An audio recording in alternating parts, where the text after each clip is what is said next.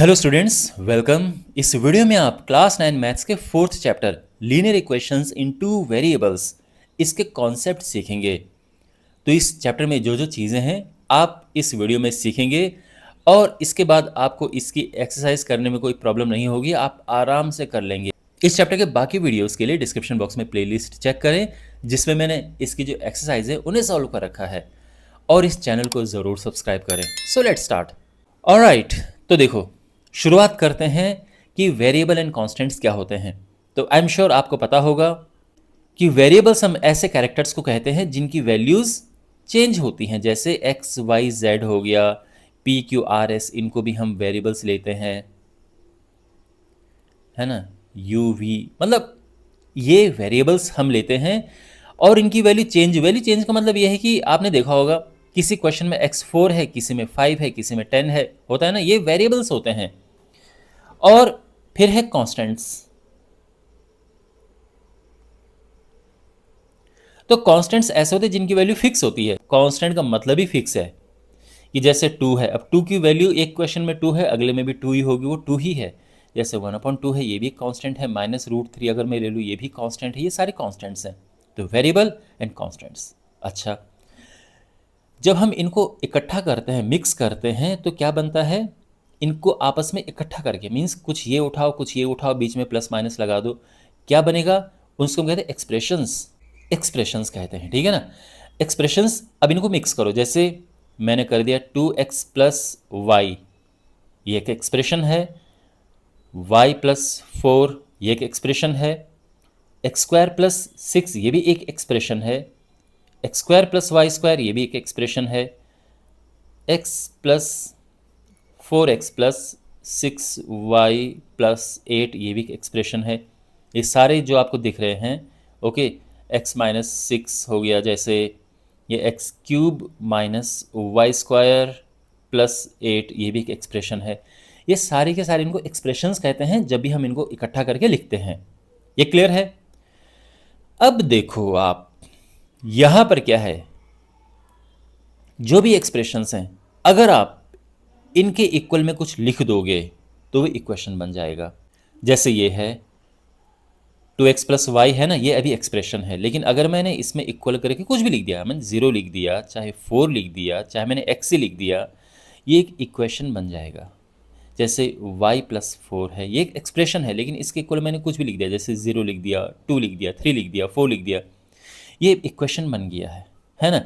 ऐसे ही इसमें जैसे x² + 6 है, अगर इसमें मैं इक्वल करके लगा दूँ, मान लो 4 लिख दिया मैंने, तो ये भी एक इक्वेशन बन जाएगा। मैंने y लिख दिया, ये भी इक्वेशन बन गया है।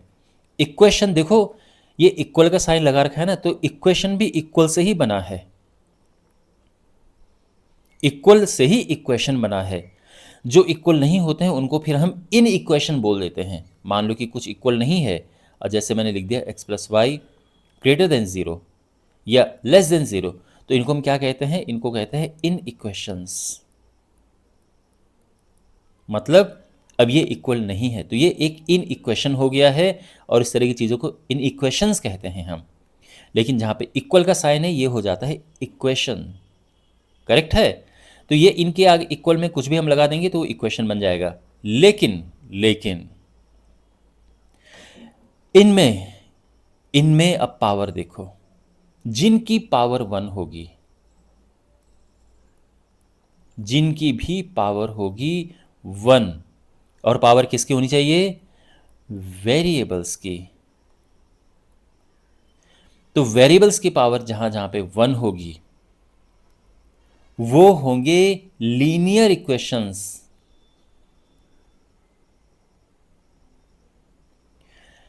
तो 1 कहां पर है? आप देखो यहां पर जो भी यहां पर वेरिएबल हैं, ये है, ये है और ये है, सबकी पावर 1 है ना? बिल्कुल है। तो ये एक लीनियर इक्वेशन हो गया है। यहाँ पे इसकी पावर 1 है, बिल्कुल ये भी एक लीनियर इक्वेशन है। यहाँ पर इसकी पावर 2 हो गई है, तो ये लीनियर इक्वेशन नहीं है। ऐसे अगर मैं यहाँ पर ले लेता हूँ, बाय द वे, जैसे ये है क्या, 4x + 6y + 8 = मान लो मैंने 0 लगा दिया है। अब इसमें वेरिएबल एक x और एक y है, इसकी पावर 1 है, इसकी भी पावर 1 है, तो ये बिल्कुल एक लीनियर इक्वेशन है, लीनियर इक्वेशन है, ठीक है ना। इसके भी इक्वल में अगर माना मैंने 0 लगा दिया या 4 लगा दिया तो ये भी लीनियर इक्वेशन बन जाएगा, बट ये अगर इसमें लगा दिया तो ये नहीं बनेगा क्योंकि पावर ऑफ 1 नहीं है यहाँ पर। तो तो लीनियर इक्वेशन क्या होती है ये आप समझ गए। आप ये समझे कि एक्सप्रेशंस क्या होते हैं, आप ये समझे कि इक्वेशंस क्या होती हैं, और आप ये समझ चुके हो कि लीनियर इक्वेशंस क्या होती हैं। तो लीनियर इक्वेशंस जहाँ पे इक्वेशन है और जो वेरिएबल्स है उनकी पावर 1 है। और अब आते हैं linear equations in two variables. देखो linear equations in two variables, हमें यहाँ पर ये देखना है कि टू वेरिएबल्स किस में हैं। अब वो इक्वेशन होना चाहिए, लीनियर इक्वेशन होना चाहिए और उसमें 2 वेरिएबल होने चाहिए। तो अगर मैं बात करूँ इसकी, ये देखो ये इक्वेशन है क्योंकि इक्वल लगा है, लीनियर इक्वेशन है बिकॉज वेरिएबल की पावर 1 है, और ये लीनियर इक्वेशन इन टू वेरिएबल है बिकॉज इसमें केवल 2 वेरिएबल हैं एक्स एंड वाई। तो इसमें 2 वेरिएबल हैं। ये अब देखो ये लीनियर इक्वेशन तो है बट ये 2 वेरिएबल नहीं है, ये 1 वेरिएबल है। तो ये ध्यान रखना, ये लीनियर इक्वेशन इन 1 वेरिएबल है। ये तो खैर लीनियर इक्वेशन ही नहीं है, इक्वेशन है बट लीनियर इक्वेशन नहीं है। और ये भी लीनियर इक्वेशन इन 2 वेरिएबल है क्योंकि यहाँ पर इक्वेशन है, लीनियर इक्वेशन है और 2 वेरिएबल्स हैं। तो अब आप चैप्टर का जो नाम है लीनियर इक्वेशंस इन 2 वेरिएबल्स, ये आप समझ चुके हो। ऑलराइट, और अब हम आगे बढ़ते हैं जहाँ पे हम इन्हें सॉल्व करते हैं। अब आप ये सीखिए कि स्टेटमेंट्स को हम इक्वेशंस में कैसे कन्वर्ट करते हैं। देखो भाई, जो भी आप चीज़ें पढ़ते हैं मैथ्स में उनका डेली लाइफ में बिल्कुल यूज़ होता है। जो इक्वेशंस हैं उनके भी आप अपने रेगुलर लाइफ में यूज़ देखोगे। तो हमारे पास कोई स्टेटमेंट है कि जैसे मान लो कि 4 बुक्स हैं, उनका प्राइस 100 रुपये है, तो इसकी एक इक्वेशन बनाओ। तो ये भी आप इक्वेशन में कन्वर्ट कर सकते हैं। अगर मैं ये कहूँ कि 4 बुक्स हैं और 6 पेन हैं, इनका टोटल प्राइस है 200 रुपीज़, इनकी एक इक्वेशन बनाओ, वो भी आप बना सकते हैं। अब कैसे, आप देखो यहाँ पर। ऑलराइट, तो यहाँ पे स्टेटमेंट्स कुछ लिखे हैं, मैंने लिए हैं कुछ, और इनको हम कन्वर्ट करेंगे इक्वेशंस में। और ये क्वेश्चंस आपके पास हैं, ठीक है, और एग्ज़ाम में पूछे जाते हैं 1 मार्क में, तो और कभी कभार 2 मार्क्स में भी पूछे जाते हैं। तो उसमें आपको पहले इसको इक्वेशन में कन्वर्ट करना होगा, फिर इसे सॉल्व भी करना होगा।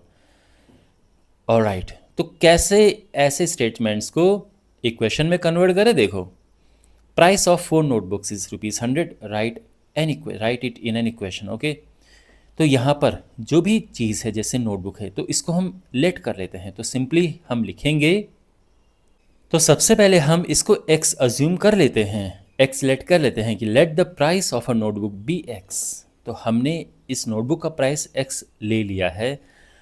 तो therefore according to the question, चाहे पूरा लिखो या फिर सिंपली लिखो देयरफॉर।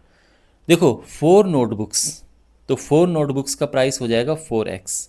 जहाँ पे इज लिखा है वहाँ पे इक्वल का साइन लगाओ और फिर लिख दो 100, और ये हमारी इक्वेशन बन चुकी है। This is the required equation.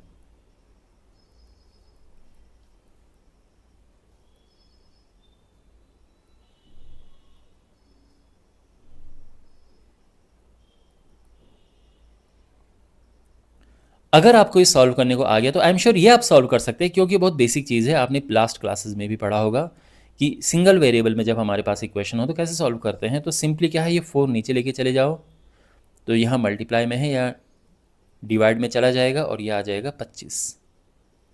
तो basically price of a notebook is ₹25। इस तरह से आप लास्ट में लिख सकते हैं। इस क्वेश्चन में फ़िलहाल ये नहीं पूछा गया है, ये ध्यान रखना, ये नहीं पूछा गया है। ओके, बस इतना ही सोल्यूशन है।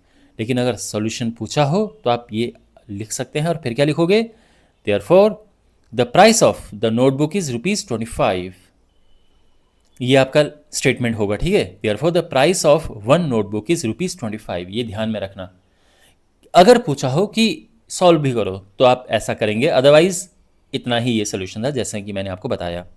अब ये सेकंड है, a number is increased by 7 is equal to 25, यानी किसी नंबर को हमने 7 से इंक्रीज किया तब जाके वो 25 हुआ। तो हमने इसकी एक इक्वेशन बनानी है, ओनली इक्वेशन बनानी है, सॉल्व करना होगा, बात की बात है कैसे बनेगी। तो अगेन हम क्या लेंगे यहाँ पे, हम लेंगे let the number be x.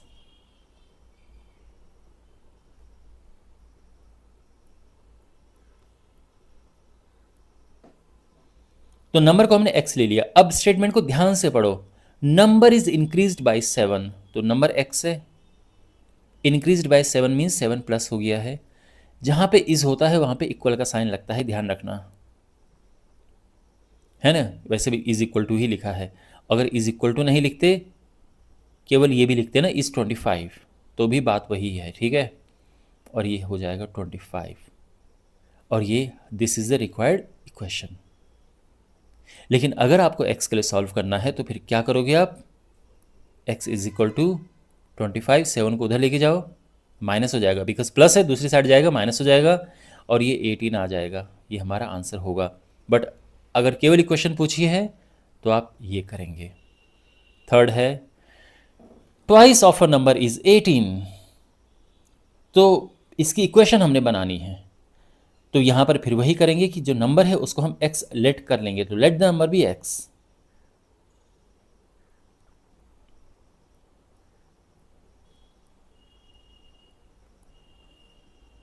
Therefore according to the question, यहां पे लिखना चाहिए वैसे, ठीक है ना, अकॉर्डिंग टू द क्वेश्चन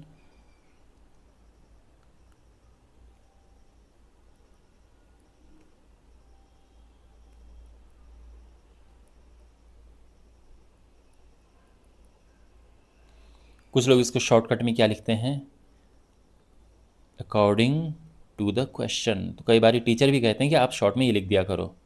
तो अकॉर्डिंग टू द क्वेश्चन, अब देखो ट्वाइस ऑफ अ नंबर, तो किसी नंबर का दुगना, ट्वाइस मीन्स दुगना, तो ये इतनी इन्फॉर्मेशन को हमने ये कर दिया है। इज़ यहाँ पे इक्वल लगा दो, और 18 है, अब ये हो गया है, और ये हमारी रिक्वायर्ड इक्वेशन है। अगर इक्वेशन पूछी इतना लिखना है, सॉल्व करने के लिए बोला है तो 2 नहीं चले जाना, 9 आंसर आ जाएगा।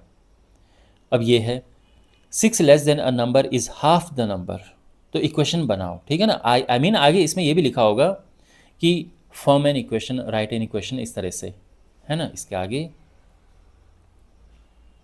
राइट एन इक्वेशन, इस तरह से आगे लिखा होगा। तो फिर कैसे हम इक्वेशन बनाएंगे, तो हम अगेन नंबर को हम x लेट कर लेंगे, let the number be x, let the number be x। अब देखो इन्फॉर्मेशन क्या है, इज से पहले वाला सीन देखो क्या है, 6 लेस देन अ नंबर, तो पहले नंबर लिखो, और फिर नंबर से कितना कम है, 6 है। बहुत सारे बच्चे क्या गलती करते हैं, ये पढ़ते हैं 6 लेस देन अ नंबर, पहले 6 लिखते हैं, उनको लगता है कि लेस देन है, माइनस कर दो और नंबर को x लिख दो। नो, जब भी ऐसा होता है ना कि 6 लेस देन अ नंबर, तो देन अ नंबर जो भी होगा तो ये चीज़ पहले आएगी, जो भी देन समथिंग होगा। तो यहाँ पर ये क्या कहते हैं, इसको पहले x लिखेंगे हम, और फिर 6 लेस हो या 6 मोर हो तो प्लस माइनस उस हिसाब से लगा देंगे। यहाँ पे 6 लेस है तो माइनस आएगा, 6 इज है तो इक्वल का साइन आएगा, हाफ द नंबर, यानी ये जो नंबर है उसका हाफ। ये हमारी इक्वेशन बन गई है, ठीक है। अच्छा, अब आप यहां पे नोटिस करो ये क्या अलग है, यहां से 2 वेरिएबल्स शुरू हो रहे हैं, मतलब ये 2 वेरिएबल बेस्ड क्वेश्चन है।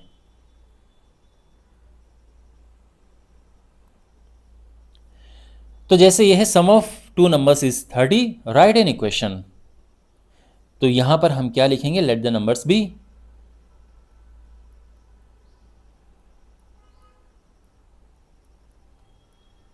अब बिकॉज 2 वेरिएबल्स हैं, यहां पे 2 नंबर की बात की है तो x एंड y होगा, है ना। Therefore according to the question, इनका जो सम है इज, यानी इक्वल का साइन लगाओ, कितना है 30 है, और ये हमारी इक्वेशन आ चुकी है, करेक्ट है। ऑलराइट, अब हमारे पास ये है कि 2 पेन्स एंड 3 नोटबुक्स कॉस्ट ₹100, इसके हमने एक इक्वेशन बनानी है, ठीक है। आई मीन पूरा क्वेश्चन इस तरह से आएगा कि राइट एन इक्वेशन, इस तरह से, ठीक है, ऐसे। तो इसको हम इक्वेशन की फॉर्म में कैसे लिखेंगे, तो यहाँ पे 2 वेरिएबल्स हैं, एक पेन है और एक नोटबुक है। तो हम लिखेंगे कि let the cost of a pen be x and the cost of a notebook be y. ठीक, ये हमने एक्स एंड वाई इनको लेट कर दिया है। Now according to the question, according to the question क्या है, 2 पेन्स। तो देखो पेन का कॉस्ट एक्स है, तो 2 पेन का कॉस्ट हो जाएगा 2x, एंड यानी प्लस करना है 3 नोटबुक्स। 3 नोटबुक का कॉस्ट एक का y है, तो 3 नोटबुक्स का 3y, और ये 100 रुपीज़ है। तो ये इक्वेशन बन चुकी है। क्लियर है? तो इस तरह से आपने देखा कि कैसे हम स्टेटमेंट्स को इक्वेशन की फॉर्म में लिखते हैं, और ये भी इम्पॉर्टेंट पार्ट है आपके इस चैप्टर का। और कभी भी आपके पास ऐसे क्वेश्चंस आ सकते हैं एक आध मार्क्स में। ठीक है? And now we have standard form of a linear equation in 2 variables. तो लीनियर इक्वेशन इन 2 वेरिएबल्स की स्टैंडर्ड फॉर्म क्या होती है? तो ये है ax plus b y plus c is equal to 0। ये है standard form of a linear equation in 2 variables. तो यहाँ पे अगर हमारे पास है by the way y is equal to 4 minus x, और हमने इसको स्टैंडर्ड फॉर्म में लिखना है, तो हम क्या करेंगे, इसको लेफ्ट में लेके आओ, ये माइनस का यहाँ प्लस हो जाएगा, प्लस वाई, और ये इधर -4 हो जाएगा। क्यों? प्लस में था, इधर आएगा तो माइनस हो जाएगा, ये माइनस का इधर आएगा प्लस हो जाएगा, और ये हमारी स्टैंडर्ड फॉर्म है। कभी कभार क्या होता है कि कुछ लोग इसमें 1 करके लिख देते हैं, मतलब ये है तो इसमें 1, आप जानते हैं कि यहाँ पर 1 होता है, लेकिन कभी कभार आपको देखने को मिल सकता है, तो आप कंफ्यूज मत होना, दोनों बात एक ही है। तो ये और ये सेम ही चीज़ें हैं, आप ऐसा भी लिख सकते हैं, आप ये भी लिख सकते हैं, कोई प्रॉब्लम नहीं है। आई मीन टू से, वैसे तो आपको ऐसी क्वेश्चन मिलेगी, लेकिन अगर कहा गया है कि इस फॉर्म में लिखो, तो आपको ऐसे भी देखने को मिल सकता है, ताकि ए और बी अलग अलग दिखें। सी तो दिखता ही है अलग, जो यहाँ पर ए बी सी है इनकी बात कर रहा हूँ मैं, लेकिन अलग अलग दिखे। देखो मैं इसलिए कह रहा हूँ, कभी कभार क्या होता है, जैसे आपके पास है 4x plus 5y plus 6 is equal to 0, और अगर पूछा जाए कि ए बी सी बताओ, तो आप आराम से ए बता सकते हो कि x का कोफिशिएंट जो होगा वो a होगा, y का कोफिशिएंट b होगा यहाँ पर, और जो कांस्टेंट है वो c होगा। बड़ा आसान है बताना। यहीं पे अगर मैंने ये लिख दिया है फॉर एग्जाम्पल कि x minus y plus 4 is equal to 0, अब ए बी सी बताओ, अब आप क्या करेंगे, तो x के साथ क्या है, कुछ है नहीं ना, दिख नहीं रहा, लेकिन आप जानते हैं कि यहाँ पर 1 होता है, तो ये 1 है। b y के साथ क्या है, तो ये -1 है। c कांस्टेंट ये 4 है। तो यहाँ पर a b एकदम स्पष्ट दिखें, तो कभी कभार क्या आपको देखने को मिल सकता है, 1 इंटू एक्स, यानी इसको ऐसे ही फॉर्म में लिख देते हैं, 1 into y plus 4 is equal to 0। तो ये दोनों सेम चीज़ें हैं, ये ध्यान रखना। अगर आपको ये नहीं लिखना है तो इसमें भी कोई प्रॉब्लम नहीं है, ओके, ये परफेक्टली फाइन है। और अगेन मैं ये कह रहा हूँ कि आप सामान्य रूप में नॉर्मली आप ऐसा नहीं लिखेंगे, ये आप तभी लिखेंगे जब स्पेशली ये कहा गया हो कि इसकी स्टैंडर्ड फॉर्म लिखो, तब आप ये लिख सकते हैं। और अगर आपने ऐसे भी लिख के छोड़ दिया, कोई प्रॉब्लम नहीं है, ओके। एनीवे, बस मैं आपको ये बता रहा था कि ABC की वैल्यू यहाँ पर कैसे फाइंड करते हैं, और अगर कभी आपको ये देखने को मिल गया तो कन्फ्यूज़ मत होना। लेकिन कभी कभार अब आपके पास क्या होता है कि ऐसे भी देखने को मिल जाएगा, जैसे मान लो कि x इज इक्वल टू 4, और क्वेश्चन ये हो कि इसको इसको 2 वेरिएबल में लिखो। अब आप ये कहोगे कि यहाँ पे तो 1 वेरिएबल है, तो 2 में हम कैसे लिखेंगे? तो देखो, बिल्कुल हम लिख सकते हैं, ये तो है x प्लस, अब y यहाँ पर है नहीं, तो 0 इंटू वाई कर दो, 4 उधर का इधर लेके आ जाओ, और ये हो गया है। परफेक्ट है। अगर आप चाहो तो इसको 1 इंटू करके लिख दो, अदरवाइज वैसे भी ठीक था। तो ये हमारी इक्वेशन हो गई है 2 वेरिएबल्स में, और ये जबकि हमारे पास इस तरह से था। कभी अगर आपके पास हो जैसे y इज इक्वल टू 0 या y इज इक्वल टू कुछ भी करके, चलो 0 ये ले लेते हैं, और इसको हमने लिखना है, तो कैसे लिखेंगे? तो देखो यहाँ पर x नहीं है, तो 0 इंटू एक्स कर दो, y है तो y लिख दो, और इज इक्वल टू ज़ीरो कर दो। यहाँ पर कांस्टेंट सी लिखने की ज़रूरत है नहीं, वैसे जो सी के लिए ज़ीरो होता है ऐसा करने की ज़रूरत है नहीं, ठीक है ना। इतना आप कर सकते हैं। तो अगर आपके पास ये है, आप बिल्कुल ऐसा लिख सकते हैं। और जैसे मैंने कहा, हो सकता है आपको ये भी देखने को मिल जाएगा, क्योंकि y के सामने 1 होता है, दिख नहीं रहा, बट फिर भी अगर आप लिखना चाहो लिख सकते हो, क्योंकि ऐसा आपकी बुक में है। तो हम इसको ऐसा भी लिख सकते हैं, परफेक्टली फाइन है। तो अब आपने देखा कि कैसे हम स्टैंडर्ड फॉर्म में लिखते हैं टू वेरिएबल्स। तो लीनियर इक्वेशन इन टू वेरिएबल्स की स्टैंडर्ड फॉर्म ये है, ठीक है। ए बी सी आप समझ के क्या है, ए जो x के साथ होता है जो कि यहाँ पर 1 है, b जो y के साथ होता है जो अगेन 1 है, और c जो साथ में कांस्टेंट टर्म होती है जो कि -4 है। तो ये आई होप आपको ये टॉपिक भी समझ आ गया होगा। Solving linear equations. देखो, पहली बात तो ये कि इक्वेशन को सॉल्व करने का क्या मतलब होता है। तो जैसे आप जानते हैं, अगर मेरे पास है x+4 = 6, अगर मैं यहाँ पे x की वैल्यू फाइंड कर दूँ तो मैं ये कहूँगा कि मैंने इसे सॉल्व कर दिया है ना, जो कि मैं कर सकता हूँ। जैसे कैसे, x = 6 - 4 किया, 4 यहाँ प्लस में था, दूसरी साइड ले गए, माइनस हो गया, और 6 - 4 क्या होता है, 2 होता है। इस तरह से x2 आ गया है। तो मैं ये कहूँगा कि मैंने इस इक्वेशन को सॉल्व कर दिया है और ये हमारा आंसर आया है। और यहाँ पर ये ही एक ही आंसर आएगा, इसके अलावा दूसरा आंसर नहीं आ सकता है। यानी इसका ओनली वन सोल्यूशन है, ओनली वन सोल्यूशन, जिसको हम यूनिक सोल्यूशन कहते हैं। यूनिक सोल्यूशन है इसका। तो यूनिक सोल्यूशन का मतलब एक ही इसका सोल्यूशन हो सकता है। तो ये क्या था, ये था linear equation in one variable. देखा ना। तो जब भी हमारे पास वन वेरिएबल में लीनियर इक्वेशन होता है, उसको हम सॉल्व करते हैं, यानी एक्स की वैल्यू निकालते हैं, उसका एक यूनिक सोल्यूशन आता है। और ये आपने वैसे पिछली क्लासेस में भी पढ़ा होगा, इसमें भी इस तरह से हम निकालेंगे।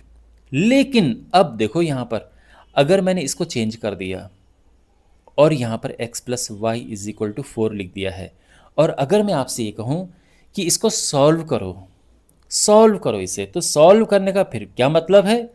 सॉल्व करने का मतलब ये कि भाई वैल्यू निकालो कि x क्या है और y क्या है ना, यही तो है सॉल्व करना। अब यहाँ पर प्रॉब्लम क्या है कि वेरिएबल हमारे पास हैं 2 और इक्वेशन हमारे पास है बस 1। और आपके इस सिलेबस में यानी क्लास 9th में यही है। क्लास 10th में क्या हो जाता है कि आपके पास 2 इक्वेशन दे देते हैं। जैसे मान लो ये दे दिया, एक ये इक्वेशन है और एक ये इक्वेशन है, और अब आपको बोला जाएगा कि इन्हें सॉल्व करो। तो अब आपकी फिर x की वैल्यू आएगी और y की वैल्यू आएगी। ये है 10th क्लास में कि इनको साइमल्टेनियसली एक साथ सॉल्व करना। कि मान लो कि एक नोटबुक और एक पेंसिल की टोटल कॉस्ट है 4 रुपीज़, लेकिन वहीं पे आप 2 नोटबुक्स और 3 पेंसिल खरीदने जाते हैं तो 10 रुपये देने पड़ते हैं। तो उनकी अलग अलग कॉस्ट निकालो कि एक पेंसिल कितने की, एक नोटबुक कितने का है।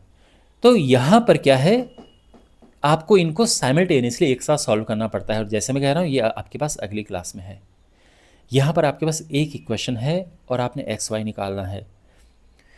इस केस में क्या होता है कि आपको एक सोल्यूशन नहीं मिलता है। आप खुद यहाँ पर सोचो, अगर आप यहाँ पे x को 1 रखते हैं, बहुत आसान है। सोचो x 1 रखा और y 3 रखा, तो 1 + 3 क्या होगा, 4 होगा ना। तो ये इसका एक सोल्यूशन है भाई। अगर x 1 लेता हूँ मैं तो y 3 आएगा, क्योंकि 1 + 3 होता है 4। यहीं पे अगर मैं x को 2 लेता हूँ तो y में कितना लूँगा, टोटल 4 हो जाए, तो y में लूँगा 2। इसके अलावा x को अगर मैं लेता हूँ 3, अगर ये 3 है तो 4 बनाने के लिए मुझे ये क्या लेना पड़ेगा, 1 लेना पड़ेगा। तो ये भी एक सोल्यूशन है। और हम अभी ये बात रुकेगी नहीं, ये बात चलती जाएगी। अगर मैंने x 0 ले लिया तो y यहाँ पर 4 लेना होगा, तो y 4 आ जाएगा। ये भी इसी का सोल्यूशन है। x को 0 रखो, y 4 रखो, देखो 0 + 4 यही आएगा। इवन अगर मैं x -1 लेता हूं तो y आएगा 5। आप खुद सोचो, यहां पर आप x को -1 रख के देखो और y को 5 रख के देखो, आपको यही मिलेगा। आप भी समझ रहे हैं इसकी कोई लिमिट नहीं है। इसका ये मतलब है कि इसके कितने सॉल्यूशन हैं? इसके हैं इनफाइनाइटली मैनी सॉल्यूशन। इस बात का ये फ्रेज याद रखना, क्या सॉल्यूशन है इसके? Infinitely many solution. इसका यूनिक सॉल्यूशन नहीं मिलेगा।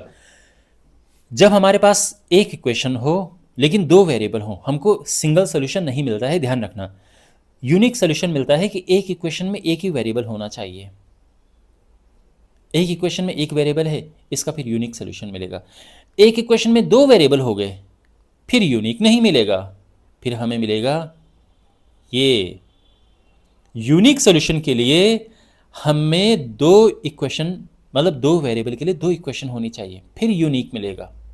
यूनिक का मतलब कि एक x की वैल्यू होगी, एक y की वैल्यू होगी, इसको हम यूनिक कहते हैं, ठीक है ना। जैसे यहाँ पर x की वैल्यू ये आई तो ये हमने यूनिक कहा।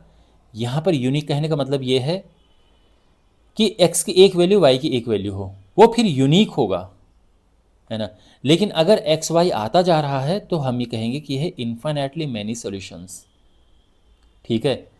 यह अलग बात है कि आपको अगर कुछ कंडीशन दी जाए, ध्यान से सुनिए इस बात को, अगर आपको कोई कंडीशन दी जाए कि यहां पर कंडीशन ये है कि x and y are natural numbers, x and y are natural numbers, अब जाके हम केवल फिर नेचुरल लेंगे हम, यानी x1 नेचुरल नंबर क्या होते हैं भाई? 1 है, 2 है, 3 है, 4, 5, 6, ये सब यही तो नेचुरल नंबर होते हैं। तो उस केस में हम ये लेंगे और ये लेंगे। ये नहीं लेंगे क्योंकि जीरो नेचुरल नंबर नहीं है, माइनस भी नेचुरल नंबर नहीं होता है, तो ये फिर हम नहीं लेते उस केस में अगर हमारे पास एक्स्ट्रा कंडीशन दी होती तो। अगर यहाँ पे नेचुरल की जगह पर, ध्यान से आप नोट करते जाओ अगर आप लिख रहे हो कुछ, नेचुरल की जगह पे अगर हम लिख दें इसको इंटीजर्स,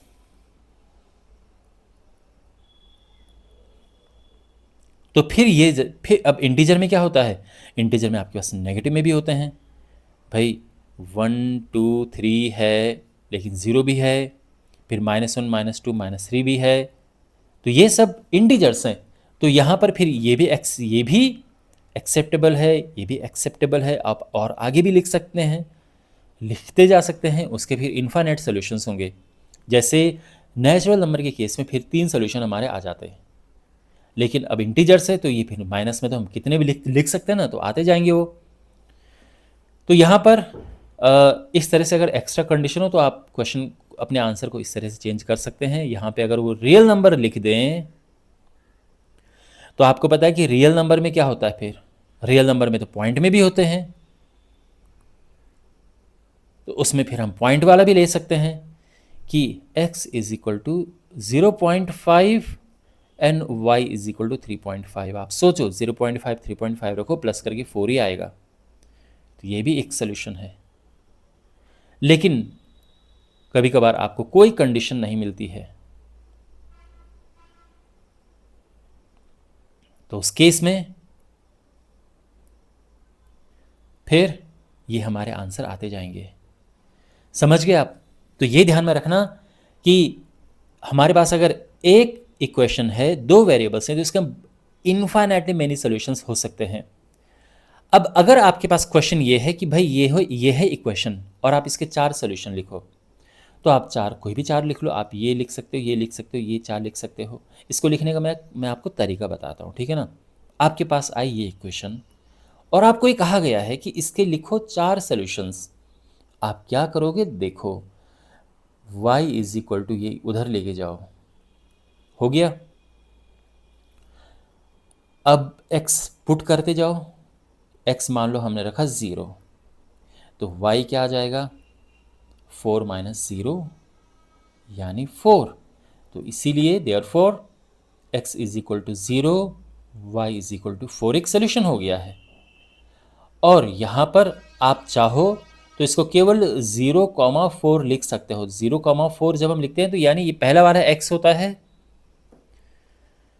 दूसरा वाला y होता है। तो इस तरह से भी हम अपने आंसर को लिख सकते हैं कि ये हमारा एक आंसर है, सोल्यूशन है। ओके, अगर हम x यहाँ पर 1 रखते हैं तो y हमें मिलेगा 4 माइनस 1 यानी 3।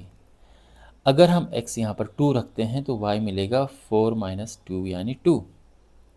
अगर हम, आप समझ रहे हैं ना, इसमें हम पुट कर रहे हैं, ये हमारा ओरिजिनल क्वेश्चन था। और हम 3 रखते हैं तो y मिलेगा 4 माइनस 3, ये आ जाएगा 1। तो बेसिकली यहाँ पर जो हमारे सॉल्यूशंस हैं,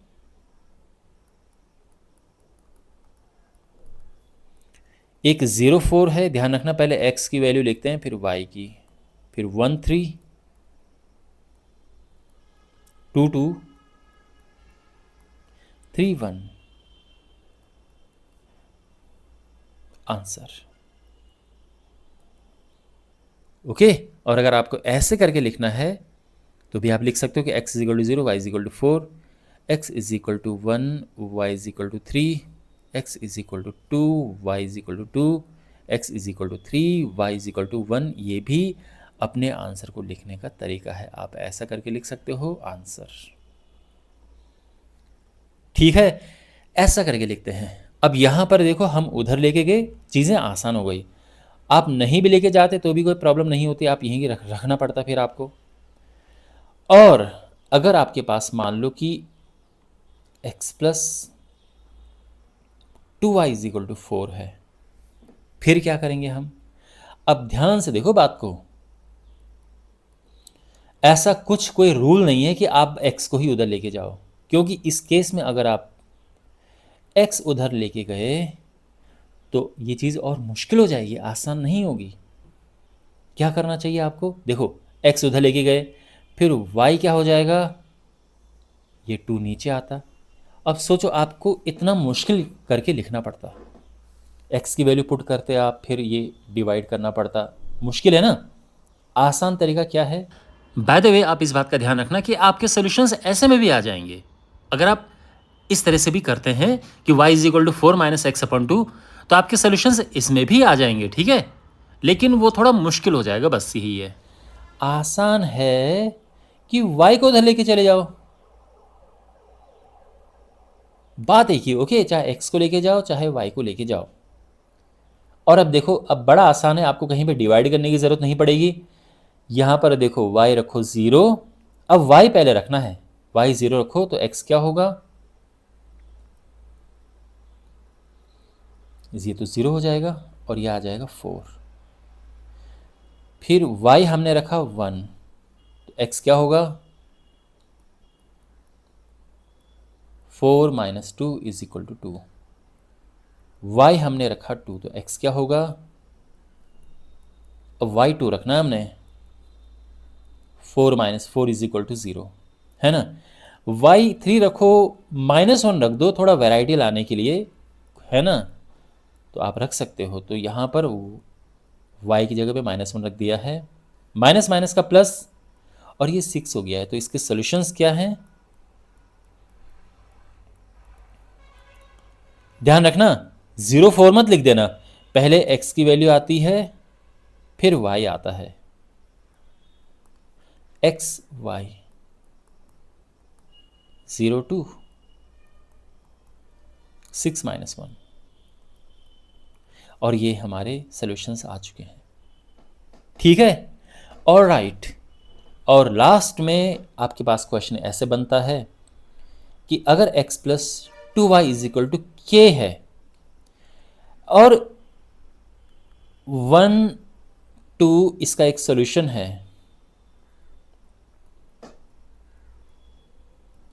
तो k क्या होगा, तो सिंपली x1 रख दो,